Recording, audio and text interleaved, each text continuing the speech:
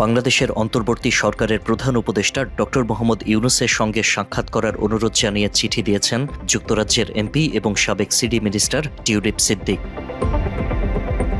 British সংবাদ মাধ্যম the গার্ডিয়ানের প্রতিবেদনে বলা হয়েছে, টিউলিপ সিদ্দিক তার বিরুদ্ধে ওঠা দুর্নীতির অভিযোগের পর সৃষ্ট ভুল বোঝাবুঝি দূর করতে লন্ডন সফরের সময় ডক্টর ইউনূসের সাথে দেখা করতে চেয়েছেন। টিউলিপ সিদ্দিকের বিরুদ্ধে তার খালা ক্ষমতাচ্যুত প্রধানমন্ত্রী শেখ হাসিনার সরকারের সুবিধা ভোগ করে দুর্নীতির অভিযোগ আছে, যে কারণে দুর্নীতির অভিযোগের কারণে তিনি যুক্তরাজ্যের সরকারি পদ থেকে পদত্যাগ করেছেন। অন্তর্বর্তী সরকারের পক্ষ থেকে অভিযোগ আনা হয়েছে যে টিউলিপ সিদ্দিক বাংলাদেশের সাবেক সরকারের আমলে নানা সুবিধা ভোগ করেছেন। গণমাধ্যমে যেসব অভিযোগ প্রকাশিত হয়েছে তার মধ্যে একটি হল, দেশের দুর্নীতি দমন কমিশন দাবি করেছে টিউলিপ সিদ্দিক ও তার মা শেখ রেহানা ক্ষমতা ও প্রভাবের অপব্যবহার করে ৭,২০০ বর্গফুটের একটি জমি ভোগ করছেন। তবে এই অভিযোগ অস্বীকার করেছেন টিউলিপ সিদ্দিক। টিউলিপ ও তার আইনজীবীরা অভিযোগগুলোকে রাজনৈতিক উদ্দেশ্য প্রণোদিত এবং ভিত্তিহীন বলে দাবি করেছেন। টিউলিপ আরও দাবি করেছেন, তাকে ঢাকার কোনো কর্তৃপক্ষ এখনও এই অভিযোগ নিয়ে সরাসরি যোগাযোগ করেনি। যুক্তরাজ্যের মন্ত্রীদের নৈতিক মানদণ্ড ও আচরণবিধি দেখভাল বিষয়ক উপদেষ্টা লরি ম্যাগনাস জানিয়েছেন, টিউলিপ কোনো অন্যায় করেননি।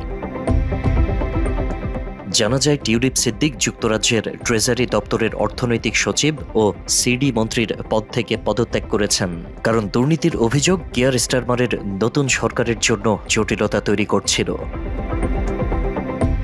নোবেল বিজয়ী অর্থনীতিবিদ ও বাংলাদেশের অন্তর্বর্তীকালীন সরকারের প্রধান উপদেষ্টা ডক্টর মোহাম্মদ ইউনূসের উদ্দেশ্যে লেখা এক চিঠিতে টিউলিপ সিদ্দিক অনুরোধ করেছেন যেন তিনি লন্ডন সফরের সময় তার সঙ্গে সাক্ষাৎ করেন।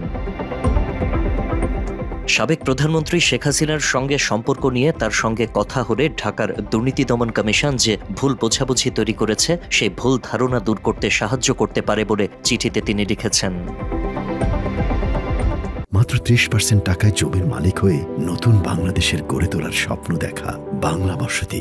এছাড়া তিনি আরও লিখেছেন, তিনি যুক্তরাজ্যের নাগরিক, সেখানে জন্মেছেন এবং গত ১০ বছর ধরে পার্লামেন্টে হ্যাম্পস্টেড ও হাইগেটের জনগণের প্রতিনিধিত্ব করছেন। বাংলাদেশের টিউলিপের কোনো সম্পত্তি বা ব্যবসায়িক স্বার্থ নেই বলেও চিঠিতে লেখেন তিনি। বাংলাদেশ তার হৃদয়ের কাছাকাছি, কিন্তু এটি সেই দেশ নয় যেখানে তিনি জন্মেছেন। এছাড়া তিনি বাংলাদেশে থাকেন না এবং ক্যারিয়ার গড়েননি বলেও চিঠিতে উল্লেখ করেন। তিনি দাবি করেন, তিনি দুর্নীতি দমন কমিশনকে এই সব বিষয় পরিষ্কার করতে চেয়েছিলেন, তবে দুদকের কর্মকর্তারা লন্ডনে টিউলিপের আইনজীবীদের সঙ্গে যোগাযোগ করতে অস্বীকার করেছে। গত মাসে বাংলাদেশের টিউলিপ সিদ্দিকের বিরুদ্ধে গ্রেপ্তারি পরোয়ানা জারি হয়েছে বলে খবর প্রকাশিত হয়েছে। এ বিষয়ে তিনি দাবি করেন, এ ধরনের কোনো গ্রেপ্তারি পরোয়ানা জারি হওয়া বা আদালতে হাজিরার বিষয়ে নির্দেশনার কোনো তথ্য তার কাছে নেই। বাংলাদেশ যুক্তরাজ্যের জন্য একটি 2B শ্রেণীর প্রত্যর্পণ দেশ, যার মানে হলো যুক্তরাজ্যের কাউকে গ্রেপ্তার করতে হলে বাংলাদেশের পক্ষ থেকে স্পষ্ট প্রমাণ দিতে হবে। মূলত যুক্তরাজ্যের মন্ত্রী ও বিচারকদের এ বিষয়ে পরিষ্কার ও বিশ্বাসযোগ্য প্রমাণ দেখাতে হবে, এরপরই তারা কাউকে গ্রেপ্তারের সিদ্ধান্ত নিতে পারেন।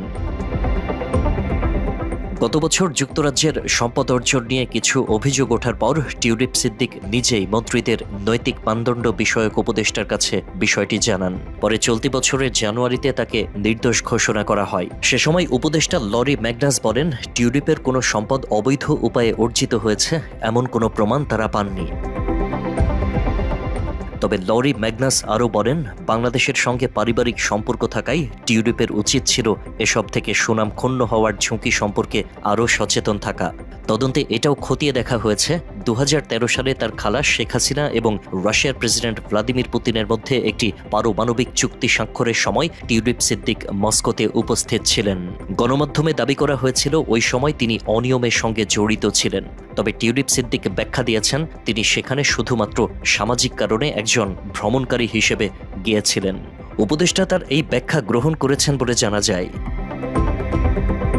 গত মাসে যুক্তরাজ্যের ন্যাশনাল ক্রাইম এজেন্সি প্রায় ৯০ বিলিয়ন পাউন্ড মূল্যের বিলাসবহুল লন্ডনের সম্পদ অবরুদ্ধ করে নেয়, যার মালিক দুজন ব্যক্তি এবং তাদের সাথে টিউলিপ সিদ্দিকের খালা বাংলাদেশের সাবেক প্রধানমন্ত্রী শেখ হাসিনার সম্পৃক্ততা রয়েছে বলে অভিযোগ উঠেছে।